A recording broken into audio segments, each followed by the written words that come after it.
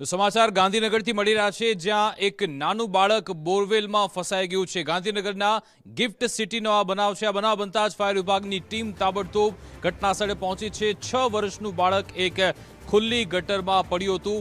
આ બનાવ બનતા જ ફાયર વિભાગની ટીમ ઘટનાસ્થળે પહોંચી। ગિફ્ટ સિટી ફાયર સ્ટેશનની પાછળનો જ આ બનાવ છે, જ્યાં ગટરમાં બાળક ખાબક્યું હતું।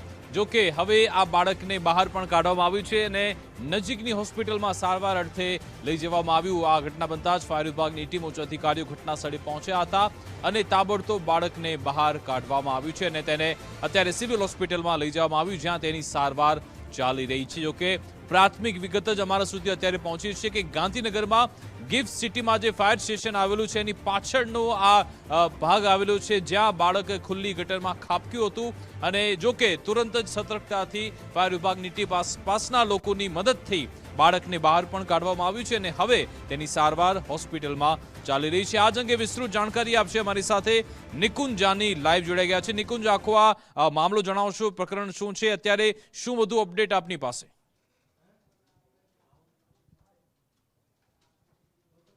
વિકાસ, ગાંધીનગરના ગિફ્ટ સિટીની આ લેબર કોલોની છે અને લેબર કોલોનીની અંદર જે ખુલ્લી ગટર હતી, હું આ દ્રશ્યો બતાવું કે આ ઘટના બાદ આ ગટરને ઢાંકી દેવામાં આવી છે, પરંતુ આ ખુલ્લી ગટર હતી અને આ ખુલ્લી ગટરની અંદર 6 વર્ષનું એક બાળક આજે પડી ગયું હતું। ગાંધીનગર ફાયરની ટીમને જાણ થતાં જ ગાંધીનગર ફાયરની ટીમ આ ઘટના સ્થળે પહોંચી છે અને આ બાળકને હાલ આ બોરવેલમાંથી, એટલે કે આ ખુલ્લી ગટર જે છે તેમાંથી બહાર કાઢીને ગાંધીનગર સિવિલ હોસ્પિટલ સારવાર માટે મોકલી આપવામાં આવ્યું છે। આ જે કન્સ્ટ્રક્શન સાઇટ ગિફ્ટ સિટીની અંદર ચાલે છે તેની લેબર કોલોની છે, મજદૂરો અહીં રહે છે અને ઝારખંડથી આવેલા એક મજદૂર પરિવારનું 6 વર્ષનું બાળક આ જે ખુલ્લી ગટર છે તેની અંદર ખાબક્યું હતું। આપણી સાથે ચીફ ફાયર ઓફિસર છે રાજેન્દ્રભાઈ। રાજેન્દ્રભાઈ, શું ઘટના બની, કેવો કોલ મળ્યો હતો અને બાળકની સ્થિતિ શું છે? અમારા ગાંધીનગર ફાયર કંટ્રોલની અંદર 4/9/59 112 માંથી કોલ આપવામાં આવેલું કે ગિફ્ટ સિટી ગાંધીનગરમાં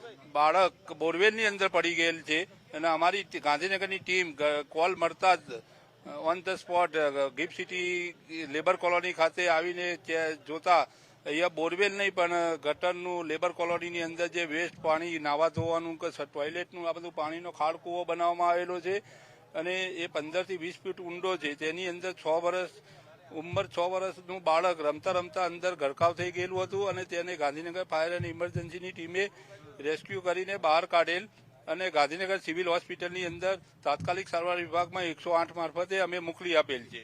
આ પ્રકારની ખુલ્લી ગટર રાખવી કેટલું જોખમી હોય છે? શું નિયમો હોય છે આ પ્રકારની ગટરો માટે? ખુલ્લી ગટરો ઉપર જોખમી એટલું હોય છે કે બાળકો રમતા હોય છે નાના, અને અમુક સમયે રમતા રમતા એમને ખ્યાલ નથી હોતો બાળકોને કે અહીંયા ગટર છે કે શું છે, અને બાળકો ગરકાવ થઈ જતા હોય છે। એટલે ગટરની અંદર બિલ્કોન કંપનીના અધિકારીઓ અને કર્મચારીઓને અમે સૂચના આપેલી છે કે ભાઈ ગટરો ઊંચી લેવી, ઈંટો પ્લાસ્ટર માટીથી ચણીને અને એની અંદર લોખંડના ઢાંકણા મૂકવા સેફટી માટે અને આજુબાજુ તાર ફેન્સિંગની બેરિકેટર કરવું।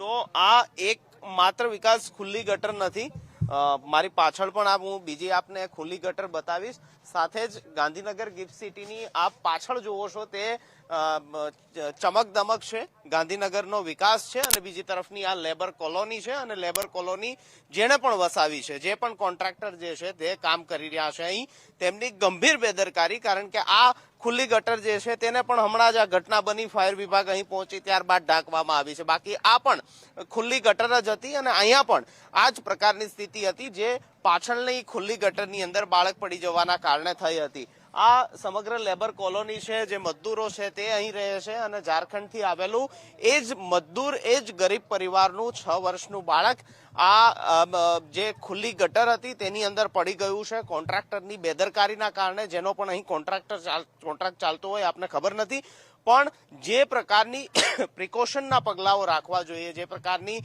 સાવચેતી રાખવી જોઈએ તે અહીં નથી જોવા મળી। એક નહીં, બે ખુલ્લી ગટર હતી અને તેની અંદર આ 6 વર્ષનું બાળક પડ્યું છે। પ્રાર્થના કરીએ કે તે સ્વસ્થ થઈ જાય, પરંતુ ગાંધીનગર સિવિલ હોસ્પિટલ ખાતે તેને સારવાર માટે લઈ જવામાં આવ્યું છે અને ફાયરની ટીમ દ્વારા આ બાળકનું ગટરની અંદર પડી જતા તેને રેસ્ક્યુ કરીને બહાર કાઢવામાં આવ્યું હતું। વિકાસ, બિલકુલ આભાર નિકુંજ, તમામ જાણકારી આપવા બદલ। આગળ પણ આપની પાસેથી અપડેટ્સ મેળવતા રહીશું।